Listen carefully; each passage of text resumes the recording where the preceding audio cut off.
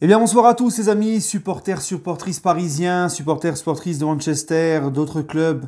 Bienvenue à vous les amis, on se retrouve pour le débrief de City Paris Saint-Germain qui vient de s'achever sur le score de 2-0 pour City. Voilà, le PSG est éliminé de cette Ligue des Champions.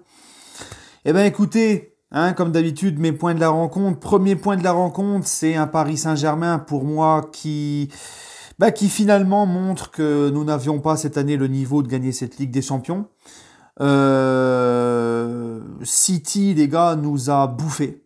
Sur les deux matchs, de toute façon, City, mis à part la première mi-temps du premier match, City, techniquement, tactiquement, au niveau du réalisme, nous a bouffé dans tous les domaines.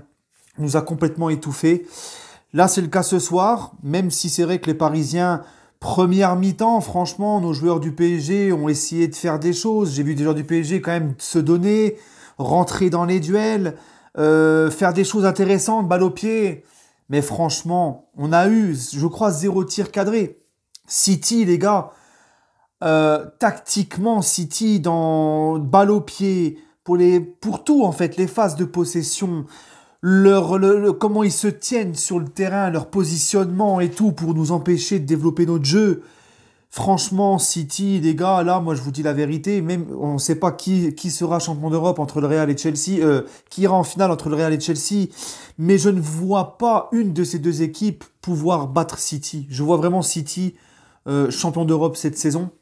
Après, sur un match, tout est possible, mais si City est dans la même concentration et au même niveau que ce soir, je vois personne pouvoir... Là, j'estime même que City, c'est au-dessus de Munich. C'est au-dessus du Bayern. Voilà. Là, franchement, les gars, ils nous ont bouffé, ils nous ont laissé l'occasion de n'avoir aucune occasion.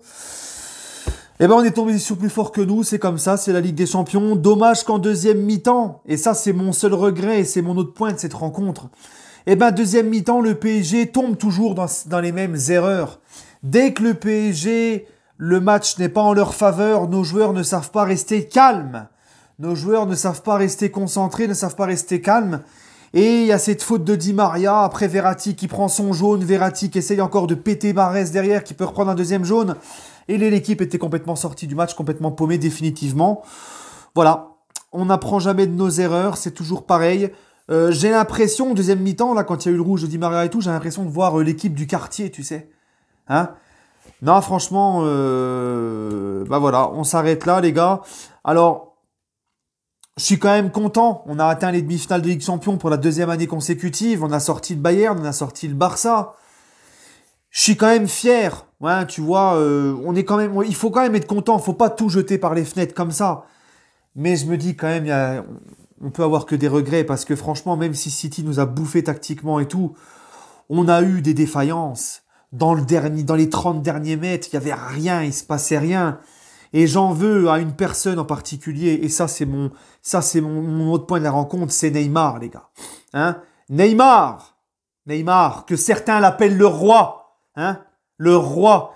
Ils sont presque en train, limite, je vous dis, limite ce mec-là, il chierait qu'il serait en dessous du chiotte en train d'essayer de lui gober la merde. Le roi, ils osent l'appeler le roi. Le roi, qu'est-ce qu'il a fait ce soir? Le roi des communiqués, le roi de la parole, la parlotte. Et il n'y a rien sur le terrain.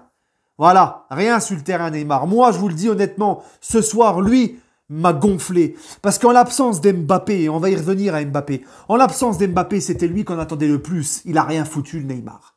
Et en plus de ça, quand je vous disais que Neymar, si on veut avoir un grand Neymar, c'est un Neymar qui se met au service du collectif. Il n'a pas su faire une passe au bon moment. Il a trop gardé son ballon comme d'habitude. J'ai encore l'image, là, juste avant, vers la fin, là. Dagba est tout seul à droite, monsieur tente une roulette et il perd le ballon. Combien de ballons il a perdu ce soir? Je les compte même pas. Mahrez, à l'heure actuelle, là, Mahrez, il a montré que c'est un vrai joueur de football. L'autre, il est plus bon qu'à jouer au poker, là.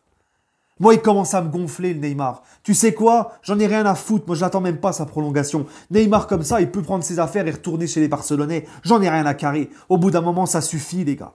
Ça suffit. Je vais mourir sur le terrain, je vais tout donner, machin. On s'en fout, ferme ta gueule. Et joue. Joue et fais les choses sur le terrain. Mêlez les paroles aux actes. Et lui, non. Il a été, mais cataclysmique. Mais cataclysmique, ce mec, ce soir. Et lui, je lui en veux. Parce que moi, j'attendais beaucoup de lui. Et encore une fois, il m'a déçu. Voilà. Et c'est mon autre point de la rencontre. Mbappé nous a manqué cruellement. Déjà, pas de profondeur de jeu sans Mbappé. Déjà, Pochettino, je lui en veux un peu parce que t'as pas de profondeur de jeu. Pourquoi tu mets le gros tas de merde en neuf, là? Pourquoi tu mets l'autre, là? Icardi. Je suis désolé, je suis vulgaire, mais là, je pète un plomb. Icardi, c'est du foutage de gueule. J'avais vu qu'il était un peu mieux en Ligue 1, mais là, non, ce soir, c'est pas possible. L'attitude, le mec sait même pas se placer. C'est un numéro 9, il sait même pas se placer. C'est à gicler, ça. Ça, c'est à gicler. Hein? Il avance pas sur le terrain, on dirait un gros boudin. Il avance pas sur le terrain, on dirait le bonhomme Michelin, là. Il avance pas, il sert à rien. J'aurais préféré que tu mettes au moins Keane, il y aurait eu de la profondeur de jeu, un peu plus de combativité dès le début. L'autre, il sert à rien, tu joues à 10, c'est un pot de fleurs. C'est un pot de fleurs. Et Florenzi à droite, les gars. Florenzi à droite. Ah, Florenzi à droite. Ben moi, je comprends que Leonardo ne veuille pas lever l'option d'achat. Trop, c'est trop. J'aimais bien au début Florenzi, mais c'est fini, c'est terminé. Le mec, déjà, je sais même pas il sait même pas. Il y a des joueurs, ils ont 3 poumons. Lui, il a un demi-poumon. Il a un demi-poumon. Et les erreurs qu'il a fait. Oh mon Dieu. Mon Dieu, mon Dieu. Le deuxième but, c'est encore pour sa gueule. C'est pour sa gueule. Et le premier but, c'est pour sa gueule aussi. Voilà. Voilà. Parce qu'il est pas au marquage. Il laisse l'autre derrière lui, à je sais pas combien de mètres. Catastrophique. Catastrophique. Dagba, moi, je croyais qu'il était blessé au début du match. Mais en fait, non, il était là. Donc je comprends pas pourquoi Pochettino a préféré Dagba Florenzi, parce que franchement, vu le niveau actuel, et Keane à Icardi, sinon la compo, elle était bien, tu vois.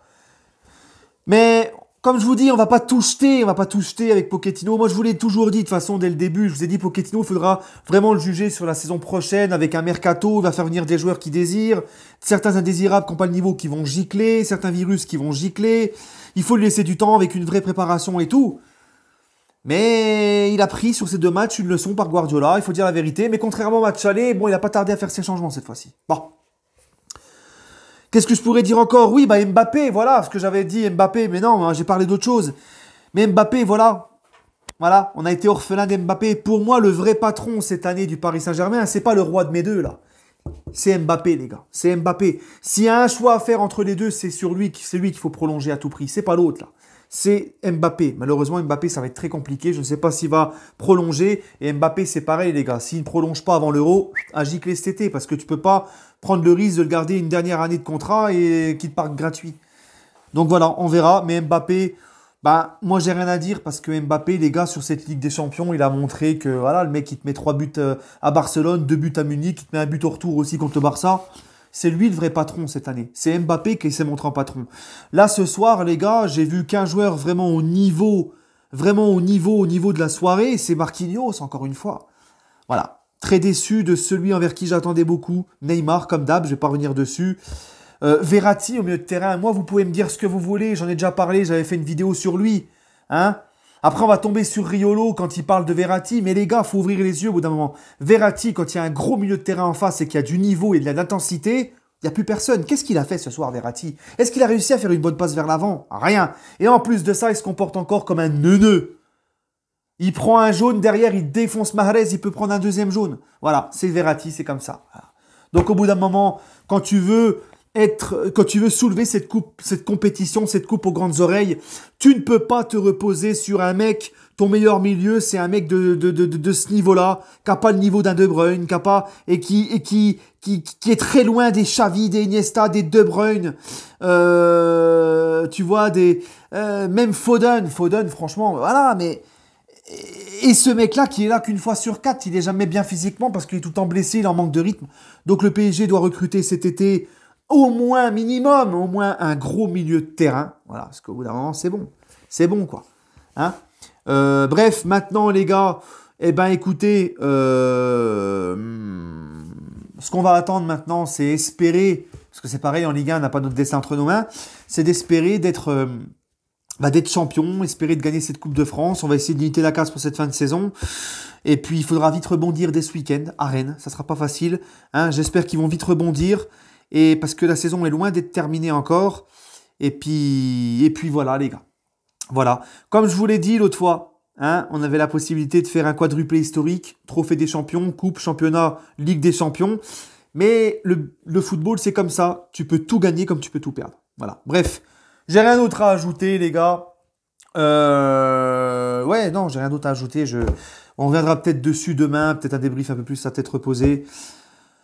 Enfin bref les amis, bah écoutez, prenez soin de vous et puis bah allez Paris. Hein, toujours les gars, toujours allez Paris. On a pris une claque dans la gueule, mais on va s'en relever. Hein, on n'oublie pas tout de même, malgré la déception de ce soir, on n'oublie pas tout de même qu'il n'y a pas si longtemps que ça, on sortait en huitième en se faisant humilier comme jamais, en étant la risée de l'Europe. Là quand même, après une finale l'an dernier et une demi-finale cette année en sortant de Bayern et de Barça, on a connu pire quand même. Voilà, mais très déçu. Hein. Allez les amis, prenez soin de vous et allez Paris.